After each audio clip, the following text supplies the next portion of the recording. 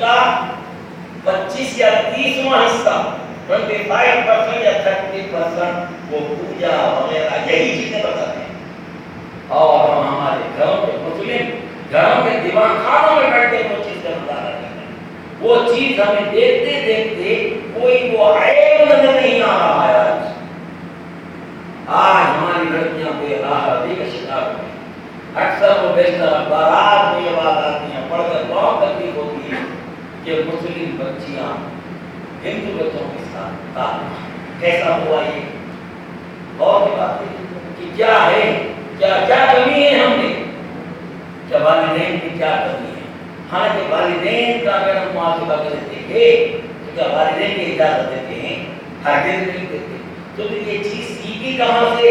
یہ چیز آپ کی بغل میں بیٹھ کر سیکھی ہے، آپ کی ہماری. کیوں بتا، جب کالج پہنچتے ہیں مخلوط تعلیم کا جہاں پر نظر، وہاں پر ابتدا میں ہوتا یہ کہ لڑکی کی ہندو لڑکیوں سے دوستی، وہ دوستی کرتی، پھر اس کے بعد وہ ہندو لڑکوں سے یہ لڑکیوں کو ملواتے ہیں. اب تک بیچ میں یہ لڑکی ہے، ہندو لڑکیاں ان کے ساتھ جانے آنے میں، کینٹین میں بیٹھنے، چائے پینے، گپ شپ کرنے میں کوئی ایسی یعنی کہ وہ محسوس نہیں ہوتی، بے حجابی محسوس نہیں ہوتی. کیوں؟ کیونکہ ہماری سہیلی ہے، دوسری لڑکی کا یہ یقین ہوتا ہے. اب دھیرے دھیرے وہ غربتیں بڑھتی ہے، وہ مسلم وہ ہندو سے ہٹ جاتی ہیں. اب اس کے بعد یہ دونوں نہ جانے کیا کیا معاملہ آئے دن اخبارات میں سب پڑھنے کو آتا ہے. اب اس میں حالانکہ یہ جانتے ہوئے کہ یہ ہندو لڑکا ہے، اسے کوئی برائی نظر نہیں آتی. کیوں؟ کیونکہ وہ اپنے گھر کے دیوان خانے میں بیٹھ کر ان کا کلچر دیکھ چکی ہے. کیا ہے بھی نہیں ہوتا ہے، اگر گھنٹے بجاتے مندروں میں پوجا کرتے ہی تک. تو سوچئے کہ کیا یہ چیز کتنی عام ہوئی، جبکہ اللہ نے شرک کو سب سے بدترین گناہ قرار دیا. آج وہی چیز ہم اپنی اسکرین پر دیکھتے ہیں تو کتنی تعجب کی بات ہے. یہ آج دھیرے دھیرے ہمارا معاشرہ اس انداز میں بڑھ رہا ہے کہ اگر ہم آج نہیں سدھرے کہ ہوش میں نہیں آئیں گے تو نہ جانے کیا کیا آفتیں آئیں گی، ہم خود اس کا اندازہ نہیں کر سکتے. اسی لیے تو اللہ نے فرمایا کہ تم توبہ کرو، لیکن ہم توبہ کرنے کے لیے ہی تیار نہیں. ارے وہ لوگوں کو دیکھیے کہ جن کا کوئی گناہ نہیں تھا پھر بھی توبہ کرتے تھے، کوئی گناہ نہیں ہے پھر بھی توبہ کر رہے ہیں، پھر بھی گر گڑا رہے ہیں اللہ سے. حضرت عمر فاروق رضی اللہ تعالیٰ عنہ کوئی گناہ نہیں ہے، خلیفۃ المسلمین ہیں، رو رہے ہیں. ایسے روتے کہ یہ گلوں میں آ کے رفتار میں کالے گڑھے پڑ گئے، نشان آ گئے. بولتے ہیں صحابہ امیر المومنین کیوں رو رہے ہیں؟ فرماتے ہیں کہ اس لیے رو رہا ہوں کہ عمر انسان ہے. عمر جب اللہ کی بارگاہ میں پہنچے گا تو جب عمر سے حساب و کتاب لیا جائے گا تو حساب و کتاب میں عمر کامیاب ہوگا کہ نہیں ہوگا. عمر کی کون سی گناہ کون سی برائی ہوگی کہ جس کو عمر خود نہیں جانتا. اگر وہاں پر عمر کا محاسبہ ہو جائے تو کیا کرے گا؟ پھر ایک دن کا لیتے ہیں، فرماتے ہیں کہ کاش عمر کی ماں عمر کو پیدا ہی نہ کرتی، کاش کہ عمر یہ دن کا ہوتا، یہ ماں کو حساب دن کا بنایا جاتا تاکہ ہوا اسے ادھر سے ادھر ادھر سے ادھر لے کر دیتے رہے. کیونکہ دن کے سے کوئی حساب و کتاب نہیں ہوگا، عمر سے حساب ہوگا کیونکہ عمر انسان. یہ انداز جو کہ ہم نے اختیار کیا، جیسا کہ حضرت عمر رضی اللہ عنہ نے اختیار کیا تھا. آپ نے یہ فرمایا کہ عمر انسان ہے، عمر سے پوچھا جائے گا تو ہم بھی تو انسان ہیں، ہم سے پوچھا جائے گا تو بھی ہم نے سوچا نہیں، سوچا تو کیوں نہیں سوچا. اسی لیے وہ فرماتے ہیں ہم گناہ کر کے بھی شرمندہ نہیں. کیا تھے وہ لوگ کہ گناہ بھی نہ کیا اور پشیمان ہے، گناہ نہیں ہے پھر بھی رو رہے ہیں. آج ہم گناہ کر کے نہیں رو رہے، افسوس در افسوس. پھر وہ عمر رضی اللہ عنہ کہ جن کا شمار عشرہ مبشرہ میں، کہ جن کو نبی کریم صلی اللہ علیہ وسلم ان کی زندگی میں ان کے روبرو جنت کی خوشخبری سنا اور فرمایا کہ عمر تو جنتی ہے. اتنی بات ہے جنتی ہے، یہ آقا کی زبان سے سن لی ہے، ختم ہو گئی بات. لیکن آپ کا عمر ہر گھڑی ہر لمحہ ہو رہے ہیں. کوئی ایسا وقت نہیں کہ جس میں حضرت عمر رضی اللہ عنہ ایک حضرت عمر رضی اللہ عنہ ہوئی نہیں. تمام صحابہ کا یہی ہے, تمام مسلمان ملت کا تابعین تبع تابعین سبھی کا ہو گیا ہے یہی حال تھا کہ وہ ہمیشہ اپنے اعمال کی طرف متوجہ. آج ہماری اعمال کی طرف متوجہ نہیں, یہی سب سے بڑا نقصان ہے.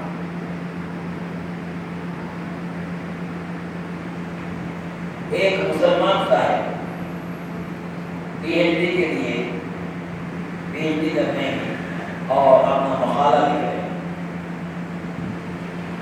اور ان کے ساتھ ایک یہودی ہے, وہ بھی مقالہ لکھ رہا ہے, پی ایچ ڈی کر رہا ہے. تو یہ مسلمان صاحب وہ یہودی سے ملاقات کرتی ہے, پوچھتے ہیں کہ کیسی چل رہی ہے. پہلے یہودی پوچھتے ہیں کہ کیسا چل رہا ہے تمہارا. وہ کہتے ہیں مسلمان صاحب کہ ہاں لکھ رہا ہوں, بس تھوڑا سا بھی کام باقی.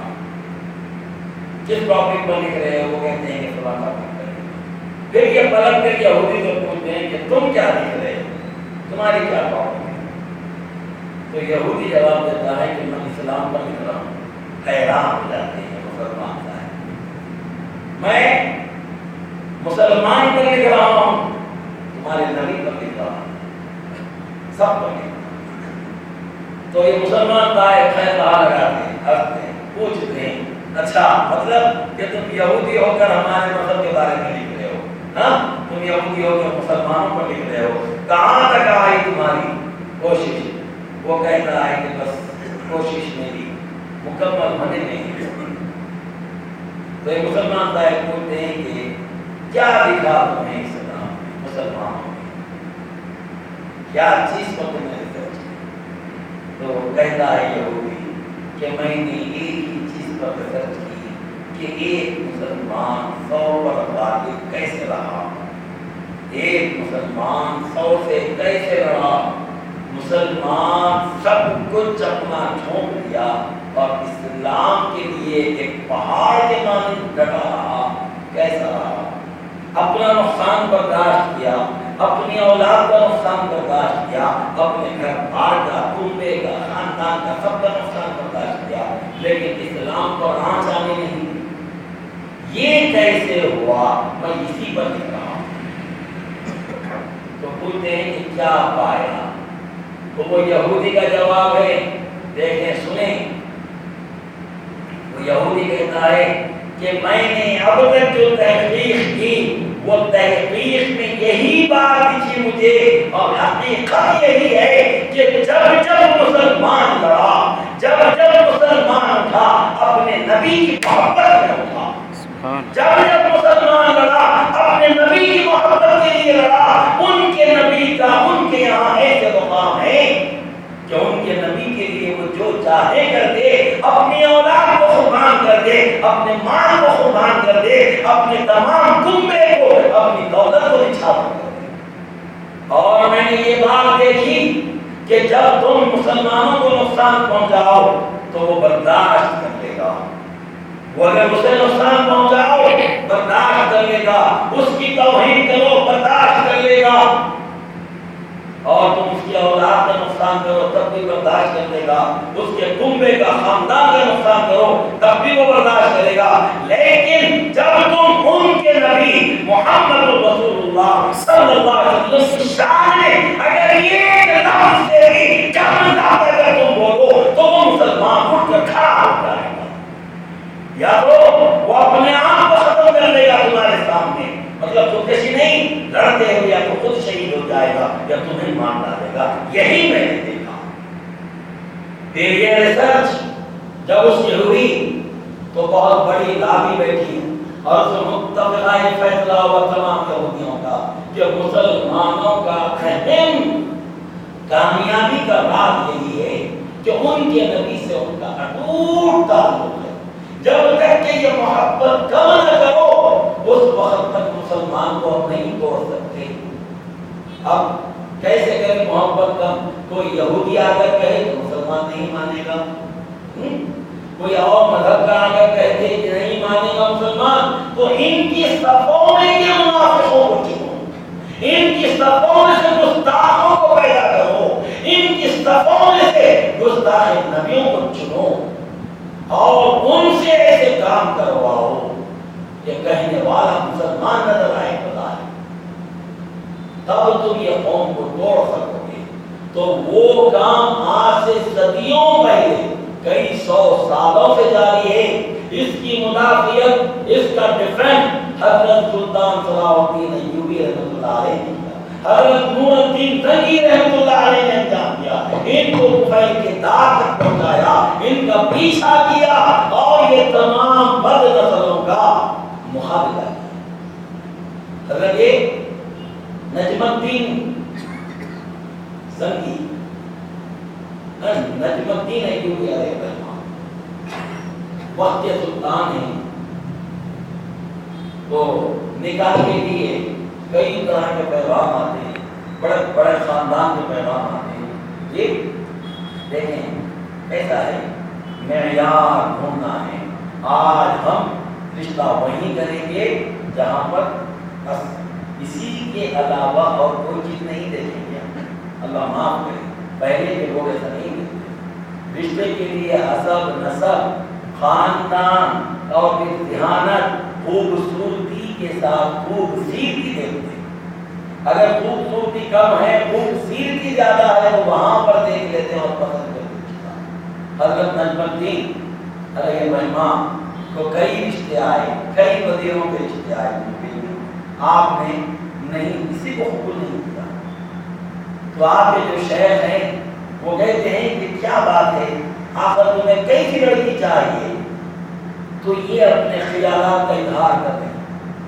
فرماتے ہیں نجم الدین علیہ الرحمہ کہ میں یہ چاہتا ہوں کہ میری جو بیوی ہے انتہائی نیک ہو، متقی ہو، پارسا ہو، اور پھر اس کے بدن سے ایک ایسا شہسوار پیدا ہو کہ جو قبلہ اول فلسطین کو، مسجد اقصی کو آزادی دلا سکے۔ اب وہ شہر سنتے گفتگو ہوتے رہتی ہے کہ اچانک پردے سے ایک خاتون کی، ایک عورت کی آواز آتی ہے، دوشیدہ ہے۔ تو شیخ جو وہاں پر تھے حضرت نجم الدین علیہ الرحمہ سے فرماتے ہیں کہ تم ٹھہرو، میں بات کرتا ہوں۔ آپ جا کر وہ لڑکی سے بات کر رہے ہیں، وہ دونوں کی گفتگو حضرت نجم الدین علیہ الرحمہ سن رہے ہیں۔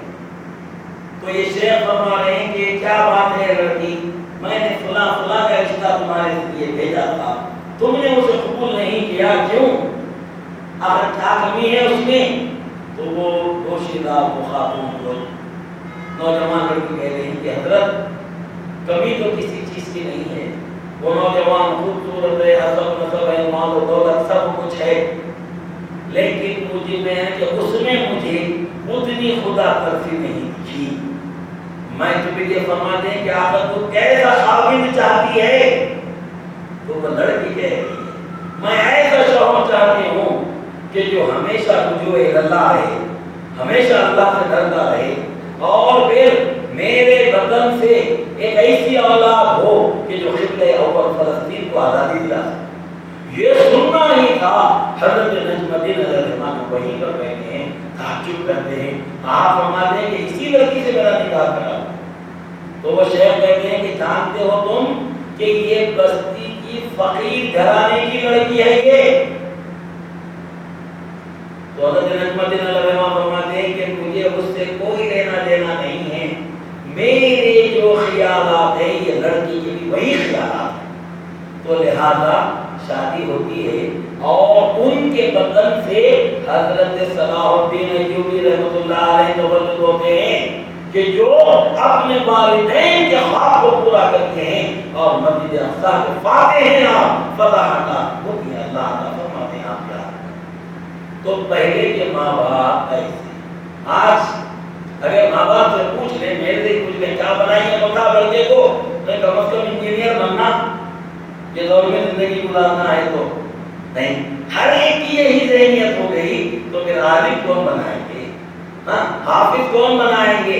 اگر ہمارا معیار ایسا ہی رہا تو یاد رکھیے، یقین مانیں کہ جو سازشیں صدیوں سے چلی آ رہی ہے وہ سازشوں میں وہ کامیاب ہوتے نظر آئے۔ حضرت صلاح الدین ایوبی رحمۃ اللہ علیہ نے جب دیکھا وہ تمام یہودیوں کی سازشوں کو کہ بس یہودی پہچان نہیں سکتے کہ یہ مسلمان ہیں یہودی. مسجدوں میں امامت کرے ایسے لوگ، مسجدوں کے امام رہے، خطیب رہے، اور وہاں پر مسلمانوں کے ذہنوں کو بڑا کرتا ہے اور نبی علیہ السلام کی عظمت کے خلاف انہوں نے کام کیا اور مسلمانوں میں ایک ایسی دراڑ ڈالنے کی کوشش کی کہ ان کو ان کے حبیب محمد رسول اللہ صلی اللہ علیہ وسلم کی جو محبت ہے وہ محبت ہٹانے کی ناپاک کوشش. تو آج کے ہماری صفوں میں کچھ ایسے منافق گستاخ ہیں اور رہیں گے قیامت تک. بس ہمیں ان سے چوکنا رہنا ہے، ان سے ہوشیار رہنا ہے.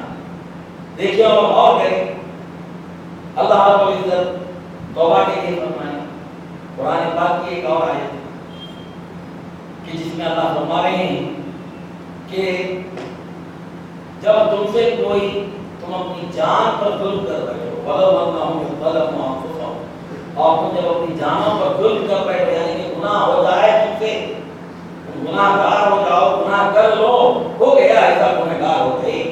ولو انہم یظلمون انفسہم جاؤوک کہ تم میرے حبیب پر آؤ، میرے حبیب کے دربار میں آؤ، جاؤوکا تم میرے حبیب کے دربار میں آؤ، فاستغفر اللہ، اور اللہ سے تم مغفرت طلب کرو، توبہ کرو تم اپنے گناہوں کی ندامت اختیار کرو.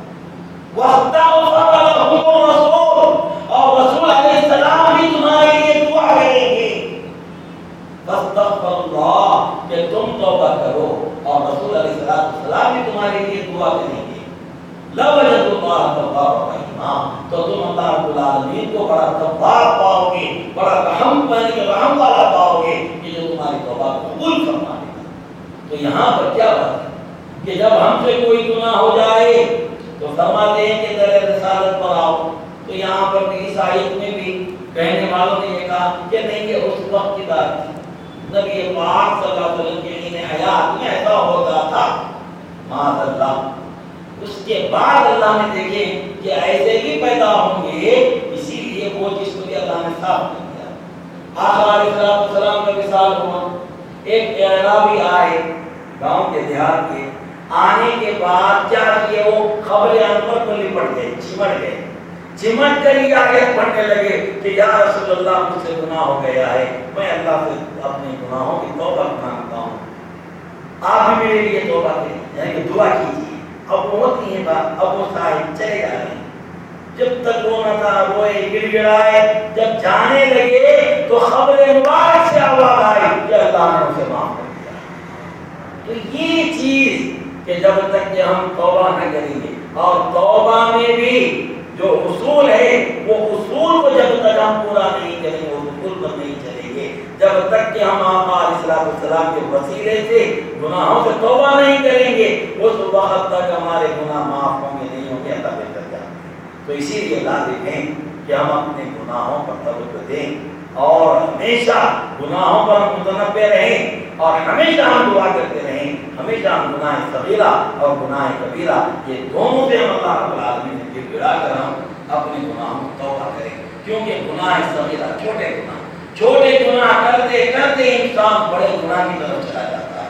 تو لہذا فرماتے ہیں کہ عقل مند وہی ہے کہ جو ہمیشہ اپنے گناہوں کا محاسبہ کرتا ہے. ایک موسیٰ علیہ السلام کا واقعہ ہے کہ ایک نوجوان جب یعنی کہ 20 سال تک مکمل عبادت کیا، 20 سال تک برائی کرتا رہا، گناہ کرتا رہا، پھر اس کے بعد وہ اللہ رب العالمین سے گر گڑا کر پوچھا یا اللہ میں نے 20 سال عبادت کی، 20 سال گناہ کر دیے، یا اللہ اگر اب میں توبہ کروں تو معاف فرمائے گا؟ تو اللہ کا ارشاد ہوتا ہے کہ دیکھ جب 20 سال تو نے عبادت کی ہم تجھ سے راضی رہے، جب 20 سال تو نے عبادت نہیں کی ہم سے دور ہو گیا، ہم کو بھلا دیا تو ہم بھی تجھے بھلا دیے، اب جب تو پلٹ کر ہماری بارگاہ میں آئے گا تو ہم پھر سے تجھ کو قبول کر لیں گے. تو مطلب یہ ہے کہ ہم جبھی بھی توبہ کریں گے صرف کے دل سے اللہ رب العالمین قبول فرمائے گا اور یقیناً ہم پر کرم نوازی ہوگی. ایک اور واقعہ، ایک ہر نوجوان جبھی بھی گناہ کرتا، موسیٰ علیہ السلام کے دور کا واقعہ ہے، ایک نوجوان گناہ کرتا لکھتا رہتا، گناہ کرتا لکھتا رہتا. ایک مرتبہ اس نے دیکھا ایک گناہ کر کے جب لکھنا چاہا تو کچھ بھی نہیں تھا، ایک آیت تھی وَإِنِّي لَغَفَّارٌ لِمَن تَابَ، یقیناً گناہوں کو معاف فرمانے والا اللہ رب العزت ہے، جو گڑا کر توبہ کرتا ہے معاف ہو جاتا ہے۔ تو یہاں پر ہمیں سمجھنا ہے کہ گناہ یہ ہمارے لیے نقصان کا سبب ہے۔ آج سمجھ میں نہیں آئیں گی یہ باتیں، آج اگر ہمیں سمجھ میں نہیں آئیں گی تو پھر کب آئیں گی؟ یقین مانے اور یقین جانے۔ ایک ایسا واقعہ کہ یہ واقعے کے بعد دوستوں سے جاؤں، حضرت بشر حافظ رحمۃ اللہ علیہ شراب کا کاروبار تھا، شراب پیتے نہیں تھے، شراب کے کاروبار تھے۔ تو ایک مرتبہ شراب کا حساب کتاب کرتے بیٹھے ہوئے آواز آتی، دستک ہوتی، آپ ہمارے کہ کون ہے؟ تو وہاں سے آواز آتی ہے دروازے کے باہر سے کہ کیا اللہ کے بندوں کو اللہ سے خوف کرنے کا ابھی وقت نہیں آیا؟ یہ سننا ہی تھا کہ لڑک جاتے ہیں، سب کچھ چھوڑ کر ننگے پاؤں نکل جاتے ہیں، تائب ہوتے ہیں، اللہ کی توبہ قبول فرماتے ہیں، ولیوں میں آپ کا شمار ہوا۔ جب تک آپ ہی حیات رہے چپل نہیں پہنے، اور جہاں سے آپ گزرتے اللہ رب العالمین کا کرم دیکھیں کہ کوئی جانور بھی وہاں پر حفاظت نہیں کرتا، راستہ پاک و صاف رہتا، پتھر پر پاؤں رکھتے موم بن جاتے تھے۔ آپ سے پوچھا گیا کہ حضرت چپل کیوں نہیں پہنتے؟ فرماتے ہیں کہ جب میں نے وہ آیت سنی تو میں ننگے پاؤں تھا، اسی لیے میں نے آج تک چپل نہیں۔ تو ہمیں بھی یہ وقت آنا چاہیے۔ زندگی کا نام یہ نہیں ہے کہ آئے کھائے پیے مر گئے، نہیں، زندگی میں ایک ٹرننگ پوائنٹ ضروری ہے۔ سدھرنے کے لیے ایک وقت، ایک ایسی موڑ لازم ہے کہ ہم وہ موڑ کو ہم ڈھونڈیں کہ کہاں ہے، کب آئے گی، اور ہم اگر یہ کوشش کریں تو کوئی دور نہیں رہے گی وہ موڑ، 24 گھنٹے کے اندر وہ ٹرننگ پوائنٹ نظر آ جائے گا جب کہ ہم سوچیں۔ اگر نہیں سوچے تو 24 سال تک بھی ہم چلتے رہیں گے، کیونکہ اللہ مہلت دے رہا ہے۔ مہلت کا مطلب یہ نہیں کہ گناہوں پر گناہیں کرتے جائیں، مہلت کا معنی یہی ہے کہ ہم رک جائیں گناہوں سے، توبہ کریں، اپنے اعمال کو درست کر لیں، موت سے پہلے